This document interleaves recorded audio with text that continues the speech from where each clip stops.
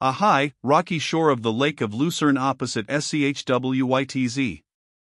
The lake makes a bend into the land, a hut stands at a short distance from the shore, the fisher boy is rowing about in his boat. Beyond the lake are seen the green meadows, the hamlets, and arms of Schwytz, lying in the clear sunshine. On the left are observed the peaks of the Hacken, surrounded with clouds, to the right, and in the remote distance, appear the glaciers. The Randsdivatches, and the tinkling of cattle bells, continue for some time after the rising of the curtain. Fisher boy sings in his boat. Melody of the Randsdivatches. The clear, smiling lake wooed to bathe in its deep, a boy on its green shore had laid him to sleep, then heard he a melody flowing and soft, and sweet, as when angels are singing aloft. And as thrilling with pleasure he wakes from his rest, the waters are murmuring over his breast, and a voice from the deep cries, "With me thou must go, I charm the young shepherd, I lure him below." Herdsman, on the mountains. Variation of the Randsdivatches. Farewell, ye green meadows, farewell, sunny shore, the herdsman must leave you, the summer is o'er. We go to the hills, but you'll see us again, when the cuckoo is calling, and wood notes are gay, when flowerets are blooming in dingle and plain, and the brooks sparkle up in the sunshine of May. Farewell, ye green meadows, farewell, sunny shore, the herdsman must leave you, the summer is o'er. Chamois hunter, appearing on the top of a cliff. Second variation of the Randsdivatches. On the heights peals the thunder, and trembles the bridge, the huntsman bounds on by the dizzying ridge, undaunted he hies him o'er ice-covered wild, where leaf never budded, nor spring ever smiled, and beneath him an ocean of mist, where his eye no longer the dwellings of man can espy, through the parting clouds only the earth can be seen, far down neath the vapor the meadows of green. A change comes over the landscape. A rumbling, cracking noise is heard among the mountains.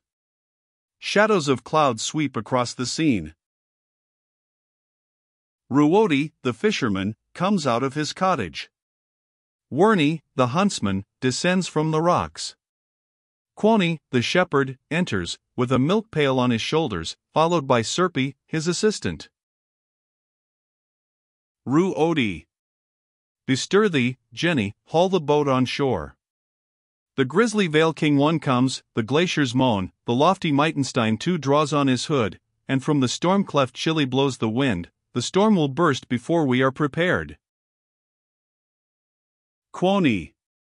'Twill rain ere long, my sheep browse eagerly, and watcher there is scraping up the earth. Werni. The fish are leaping, and the water-hen dives up and down. A storm is coming on. Quoni, to his boy. Look, Seppi, if the cattle are not straying. Seppi.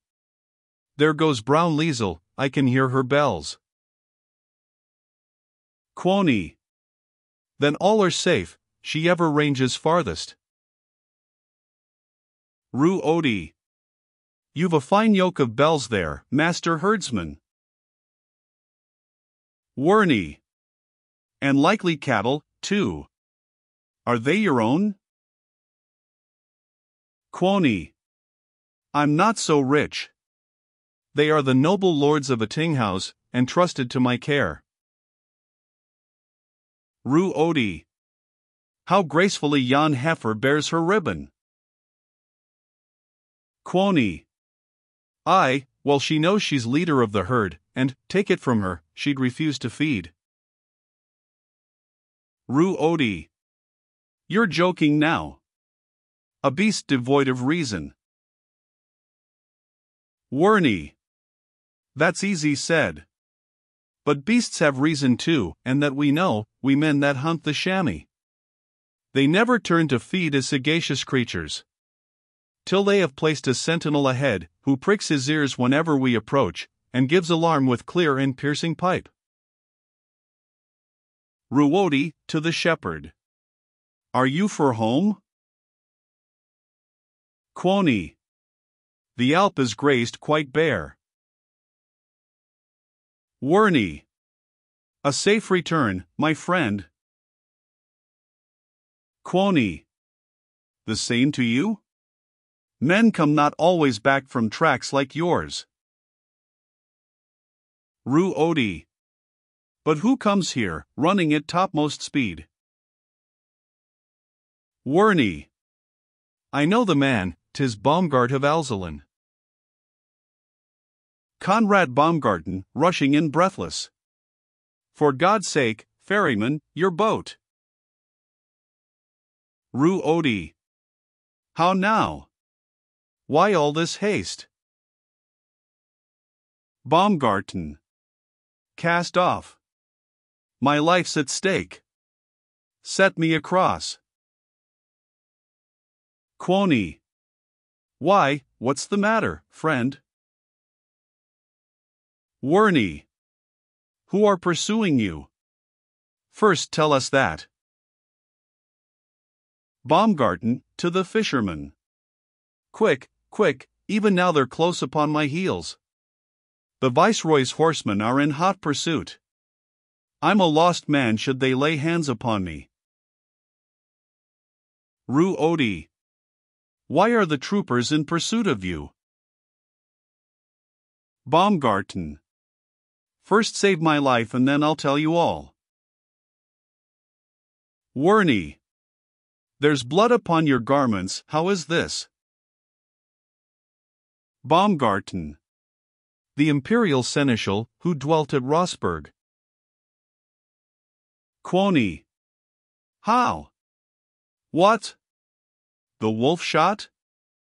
3 is it he pursues you? Baumgarten. He'll ne'er hunt man again, I've settled him. All, starting back. Now, God forgive you, what is this you've done? Baumgarten. What every free man in my place had done. I have but used mine own good household right gainst him that would have wronged my wife, my honor. Quoni. And has he wronged you in your honor, then? Baumgarten.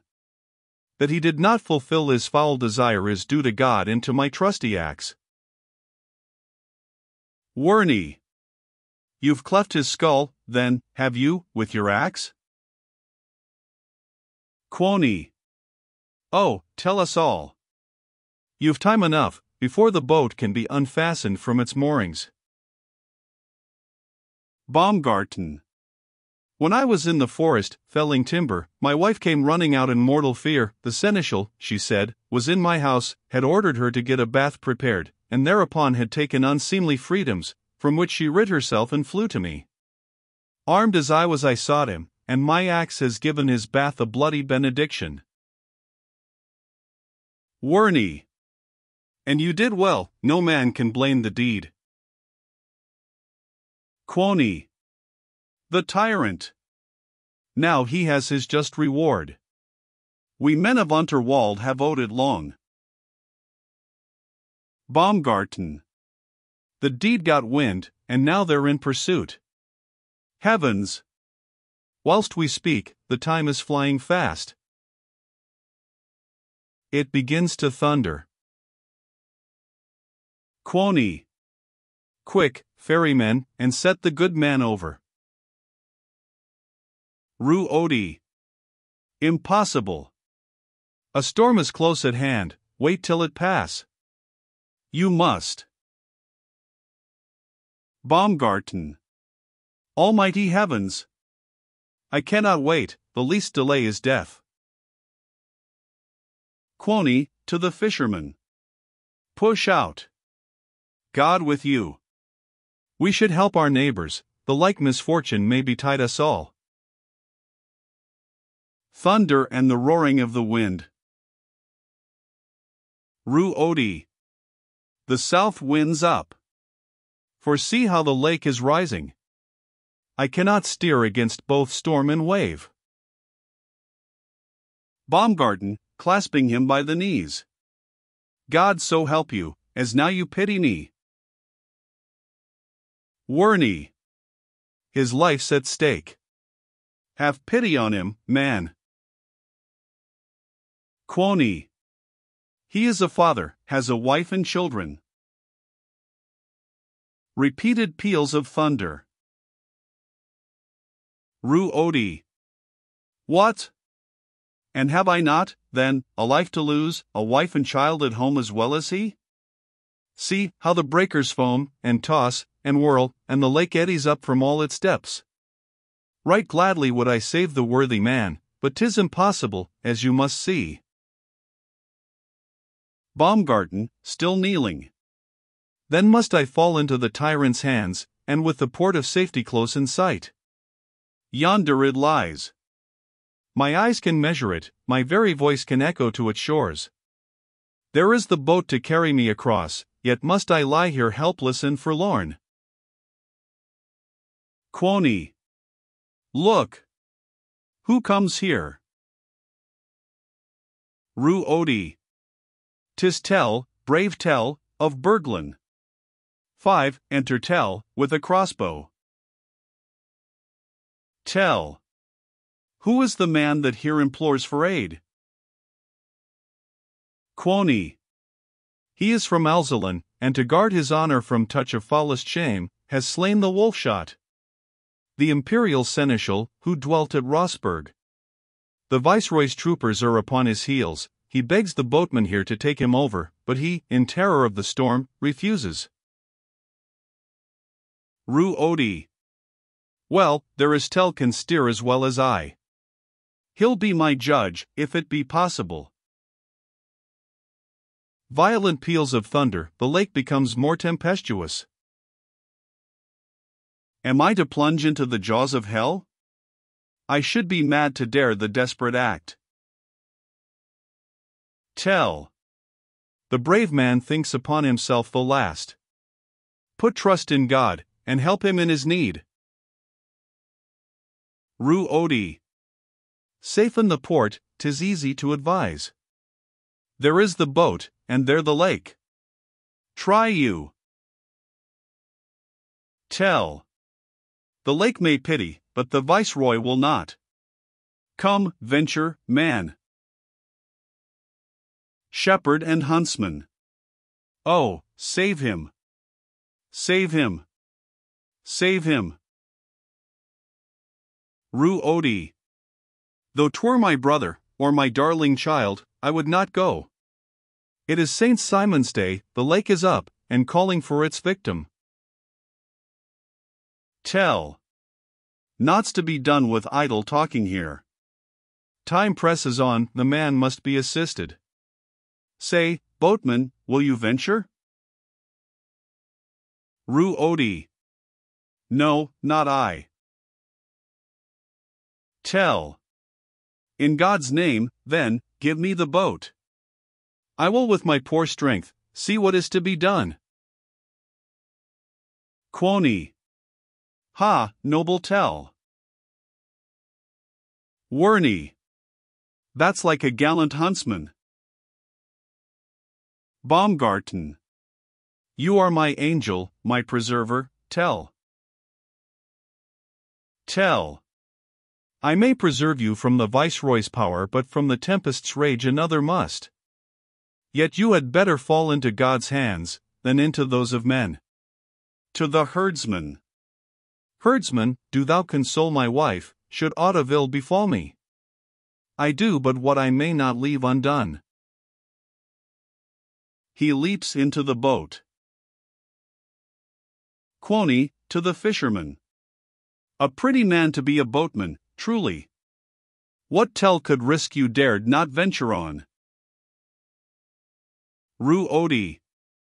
Far better men than I would not ape Tell. There does not live his fellow mong the mountains. Werney, who has ascended a rock. He pushes off. God help thee now, brave sailor. Look how his bark is reeling on the waves. Quony, on the shore. The surge has swept clean over it. And now 'tis out of sight. Yet stay, there 'tis again stoutly he stems the breakers, noble fellow. Seppi. Here come the troopers hard as they can ride. Quoni. Heavens! So they do. Why, that was help, indeed. Enter a troop of horsemen. First horseman. Give up the murderer. You have him here. Second horseman. This way he came. 'Tis useless to conceal him. Ruodi and Quoni. Whom do you mean? First horseman, discovering the boat. The devil. What do I see? Warney, from above. Is he in yonder boat ye seek? Ride on, if you lay to, you may o'ertake him yet. Second horseman. Curse on you, he's escaped. First horseman, to the shepherd and fisherman. You helped him off, and you shall pay for it. Fall on their herds. Down with the cottage. Burn it. Beat it down. They rush off. Seppi, hurrying after them. Oh, my poor lambs! Quoni, following him. Unhappy me, my herds! Werney. The tyrants! Ruodi, wringing his hands. Righteous heaven! Oh, when will come deliverance to this devoted land? Exeunt severally.